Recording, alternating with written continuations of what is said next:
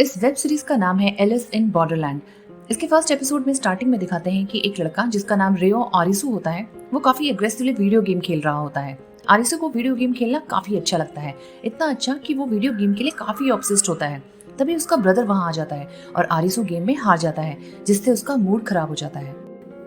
उसका भाई उसको बोलता है कि तुम जॉब इंटरव्यू के लिए क्यों नहीं गए? मैंने बड़ी मुश्किल से तुम्हारे लिए इंटरव्यू के लिए बात की थी और ये लास्ट टाइम था कि मैं तुम्हारी हेल्प कर रहा था। तो आरिसू बोलता है कि मैंने तुम्हें अपनी जॉब लगवाने के लिए नहीं कहा है और मुझे तुम्हारी कोई हेल्प नहीं चाहिए। आरिसू का भाई उसे काफी टॉन्ट करता है, जिससे आरिसू नाराज होकर घर से चला जाता है। वो रास्ते में अपने फ्रेंड से चैट करना शुरू करता है और अपने एक फ्रेंड जिसका नाम कारुबे होता है उससे पूछता है कि क्या वो बार में आ सकता है, क्योंकि वो बार में काम करता है। दूसरी तरफ दिखाते हैं कारुबे जो कि बार में काम करता है वो एक लड़की के साथ किस कर रहा होता है और वो लड़की उस बार के मालिक की गर्लफ्रेंड होती है और बार का मालिक कारुबे को देख लेता है और उसे काफी मारता है और उसे बार की नौकरी से निकाल देता है। दूसरी तरफ आरिसू अपने दूसरे फ्रेंड छोटा को मैसेज करता है और छोटा बताता है उसने जॉब स्किप कर दी है, यानी इस टाइम वो तीनों जॉबलेस होते हैं। वो तीनों आपस में चैट करना शुरू कर देते हैं और एक जगह पर मिलते हैं। वो तीनों वहाँ काफी एंजॉय करने लगते हैं और एंजॉय करते करते वो रोड के बीच में आ जाते हैं, जिससे पुलिस उनके पीछे पड़ जाती है। पर वो वहाँ से भाग जाते हैं और एक मॉल के वॉशरूम में छुप जाते हैं। थोड़ी देर बाद उनके दरवाजे पर कोई नॉक करता है पर वो दरवाजा नहीं खोलते। फिर वहाँ की लाइट बंद हो जाती है। वो तीनों बाहर जाते हैं और देखते हैं कि वहाँ कोई भी नहीं होता और ना ही किसी की कोई आवाज आती है। और फिर वो मॉल से बाहर जाते हैं और देखते हैं रोड पर कोई एक इंसान भी नहीं होता उनके सिवाय। वो काफी शॉक्ड हो जाते हैं। कारुबे उस बार में जाता है जहां वो जॉब करता था और देखता है वहां भी कोई नहीं होता। छोटा अपने ऑफिस जाता है और उसको भी वहां कोई नहीं दिखाई देता। आरिसू भी किसी को ढूंढने की काफी कोशिश करता है कि कोई उसे दिख जाए, पर उसको भी कोई नहीं दिखाई देता। इनफैक्ट उन तीनों के फोन भी काम करना बंद कर देते हैं। उन तीनों को लगता है कि ये शायद इवैक्यूएशन ड्रिल है, जिसमें गवर्नमेंट लोगों को प्रैक्टिस करवाती है कि किसी भी डिजास्टर से कैसे बचा जा सकता है। और वो तीनों बहुत खुश होते हैं क्योंकि उन्हें लगता है कि सिर्फ वो ही तीन हैं यहाँ पर और वो अब कुछ भी कर सकते हैं, एंजॉय कर सकते हैं बिना कोई टेंशन के।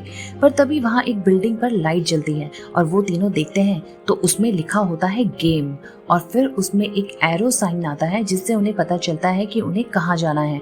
वो तीनों उस एरो की साइन की दिशा की ओर चले जाते हैं और वहाँ एक डोर पर 1 लिखा होता है। वो तीनों उस डोर की तरफ जाते हैं। उसके बाद वो अंदर एंटर करते हैं और यहाँ दिखाते हैं कि वो तीनों लेजर लाइट को पार करते हुए जाते हैं, जिसका उन तीनों को पता नहीं चल पाता। और फिर उन्हें वहाँ कुछ फोन रखे हुए दिखाई देते हैं। वहाँ लिखा होता है एक फोन एक पर्सन ही यूज कर सकता है। फोन को उठाते ही वो फोन उनके फेस रिकग्नाइज कर लेता है, पर वो तीनों कॉल करने के लिए उसे यूज नहीं कर सकते क्योंकि उसमें सिग्नल नहीं होता। तभी फोन से एक आवाज आती है कि कृपया वेट कीजिए, गेम शुरू होने वाला है। 2 पार्टिसिपेंट्स का रजिस्ट्रेशन हो रहा है, उसके बाद गेम स्टार्ट हो जाएगा। तभी वहाँ एक लड़की आती है और वो तीनों बोलते हैं थैंक गॉड हमारे अलावा भी कोई यहाँ है। कारुबे उस लड़की को पूछता है कि क्या तुम्हें पता है कि सभी लोग कहाँ गए? वो लड़की छोटा के पॉकेट से उसका आईडी कार्ड निकालती है और लेजर लाइट की तरफ फेंकती है और वो आईडी कार्ड जल जाता है। वो तीनों बोलते हैं कि ये क्या है? तो वो लड़की बोलती है कि अगर तुमने ये लेजर लाइट की बॉर्डर लाइन क्रॉस की तो तुम मारे जाओगे, इसलिए हम सबको ये गेम खेलना ही पड़ेगा।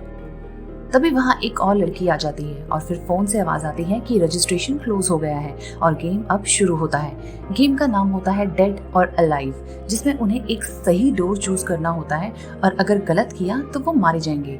गेम स्टार्ट हो जाता है और एक लड़की लिफ्ट के अंदर चली जाती है और बाकी वहीं खड़े रहते हैं। तो वो लड़की बोलती है कि अगर यहीं खड़े रहोगे तो मारे जाओगे।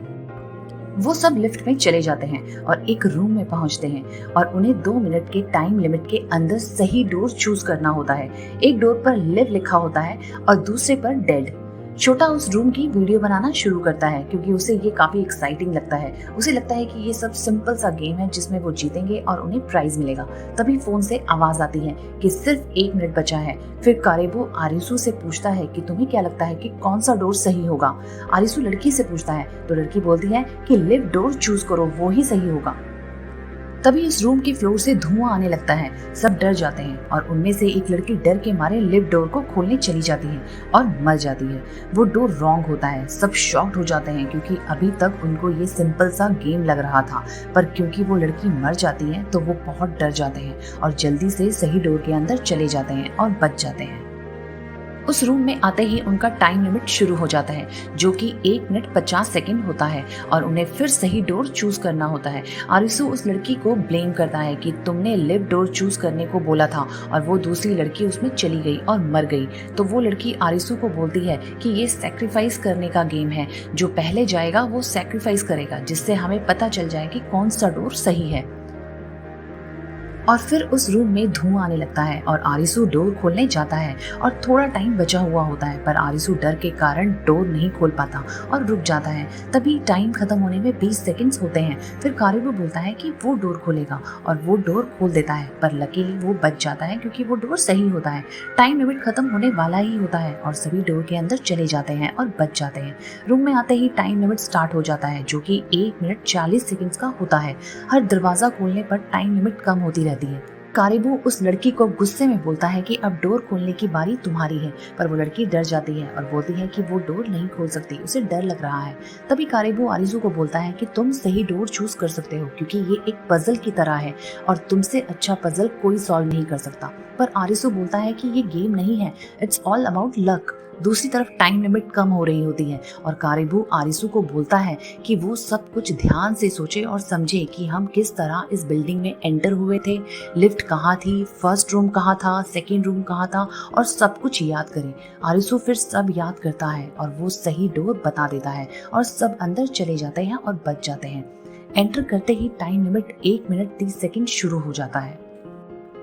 आरिसू फिर से सब कुछ याद करना शुरू कर देता है और कैलकुलेशन शुरू कर देता है और फिर रूम से धुआं आना स्टार्ट हो जाता है। फिर वो कैलकुलेशन के लिए एक पेन पेपर मांगता है कि कहाँ से एलिवेटर शुरू हुआ, किस रूम में वो लड़की मरी, किस रूम से वो बचकर निकले, एटसेट्रा एटसेट्रा। अब 10 सेकंड बचे होते हैं और आरिसू को सही डोर का पता चल जाता है और वो डोर ओपन कर देते हैं और सब बच जाते हैं। रूम में आते ही फिर से टाइम लिमिट शुरू हो जाती है, जो कि 1 मिनट 20 सेकंड्स होते हैं। आरिसू की इंटेलिजेंस की वजह से उस रूम का भी सही डोर आरिसू को एकदम से पता चल जाता है और वो फिर बच जाते हैं। टाइम लिमिट फिर शुरू होती है, जो कि होती है 1 मिनट 10 सेकंड्स।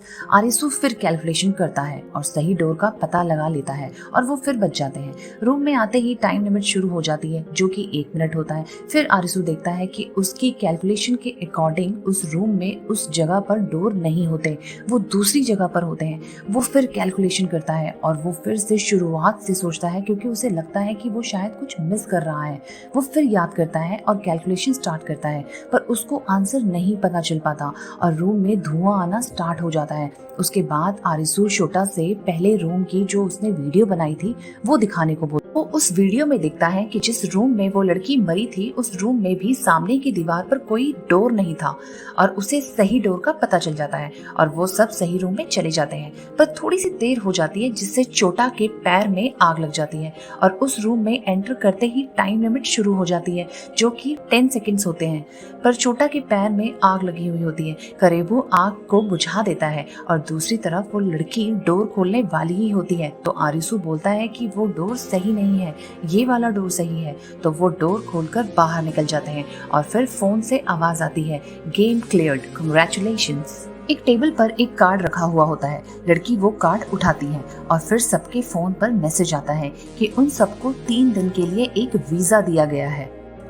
तभी वहाँ एक बूढ़ा आदमी आता है और वो बोलता है कि वो ये गेम अब नहीं खेलेगा, क्योंकि हम ये गेम कितना भी खेलकर जीत जाएं, पर ये गेम कभी भी खत्म नहीं होगा। और वो बताता है कि उसका वीजा आज ही खत्म हुआ है और वो अब और नहीं खेल सकता। और तभी ऊपर से लेजर लाइट आती है और वो मर जाता है।